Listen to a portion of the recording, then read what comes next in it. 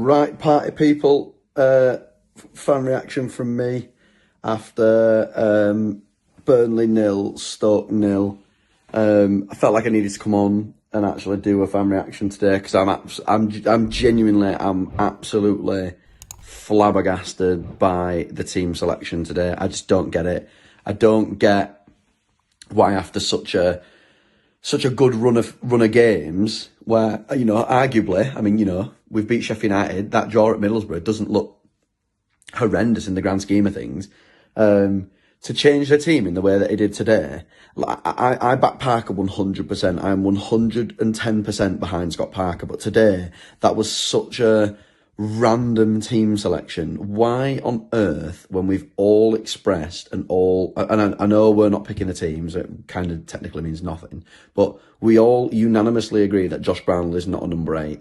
He's arguably one of the best number 10s in the division. In my opinion, he's the best number 10 in the entire division. And you take him out of the 10 role to bring in Sarmiento.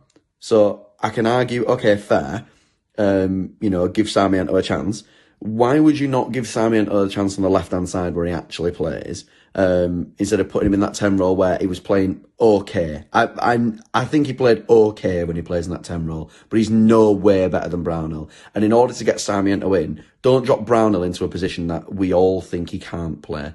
Because I would rather see Brownell either in the 10 role or not on the pitch and giving somebody like a Masengo an opportunity to play in that DM role, because you're playing a lesser opposition. So if you're playing a lesser opposition who are, in and around the relegation zone, you're better off, trying a player who actually at least plays that position and that's their predominant position. I'd rather see that than just play somebody in there and expecting the same results, because I don't get that. Koleosho on the right, the entire reason why he's not in the starting 11 this season is because he wasn't playing on the left-hand side where he was effective for us in the Premier League. Playing him on the right-hand side, in my opinion, he doesn't affect the game in the same way. He's good at beating his man and getting it across the box. So many times I saw him on the right-hand side today, cut in, just blaze one over the bar, because he doesn't have that end product to his game. And that's not even a slight on him. You're better off just getting him drilling the ball across the box or trying to beat his man on the outside, or still, because he's a technical player, being able to cut inside and try and link play up with other players. I don't see the point in playing him on the right-hand side because it's out of position. He doesn't benefit from being on the right-hand side. And then to caveat that as well, you've had Jayden Anthony for the last however many weeks playing on the right-hand side. And I personally think, I'm 100% not the biggest Jayden Anthony lover. And I've said that numerous times, but I do definitely think that he's the best option on the right-hand side. And in saying that as well, he is slowly growing into his own in that position. He's finally beating his man. Those first touches inside are really, really good. Why then would you put him back to the left-hand side today? I don't get it. I don't get that understanding of that midfield. I just didn't understand it. And then my other argument as well, like, if Lyle Foster's fit and you're trying to get him back to fitness and you've given him 5 minutes at the end of the game against Borough, 10 minutes, 15 minutes at Sheffield United, why in a game where you would say it's kind of low stakes, would you play Jay Rodriguez, drop Fleming, who's been playing in that role anyway, and not just play Foster? I'd rather see Foster get 60 minutes in this game, in what you would class as a risk-free game to a degree, and then actually get an opportunity to A, see what kind of standard he's at, B, we're about to go into a January transfer window where a lot of us fans are all saying that the primary target is a striker. If Lyle Foster comes back in this game and scores 2 goals, that we'd still want a striker, but it alleviates that pressure of the club to get a goal scorer. And I just feel like we missed an opportunity with giving him a chance up front today. Because Jay didn't affect the game, in my opinion, at all. He wasn't in the game. This now puts us in a really difficult position because the draw with Borough didn't look a right lot. At the time, I actually thought it was a good result. And in fairness, in the game, we also could have won it because we had chances to score goals and we didn't take them. That's fair enough. That game's not on Parker, in my opinion. That 0-0, fair enough. But this one today, for me, that's on Scott Parker's team selection. And now that puts pressure on a big game on Saturday. We're playing them lot down the road and they're in good form. It will be the hardest derby that we've had in the last decade. They're on a bit of a high at the moment.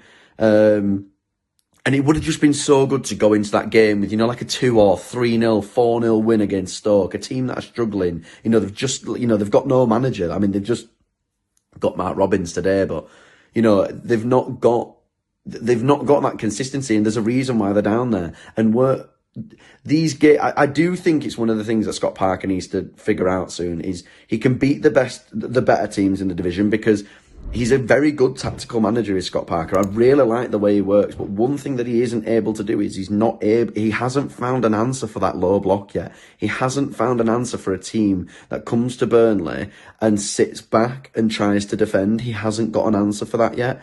We've got the number of leads in Sheffield United now. We've beaten them. We know how we can do it because we can out-tactic them. We can starve them of possession and hit them on the counter-attack. And we've proven that now with the results that we've got against both of them.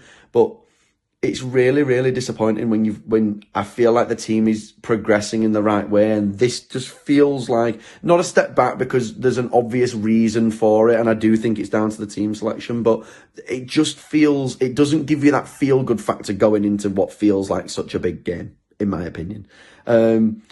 But I'm still 100% behind Parker. I still think he's 100% the man for the job. I just think he got it wrong today. But he's proven that he's a manager to be contended with in the division. He's proven that he's got the tactical understanding. He's finding his best 11. I think he's pretty much found the midfield and the attackers. The defence is pretty much set for me as well.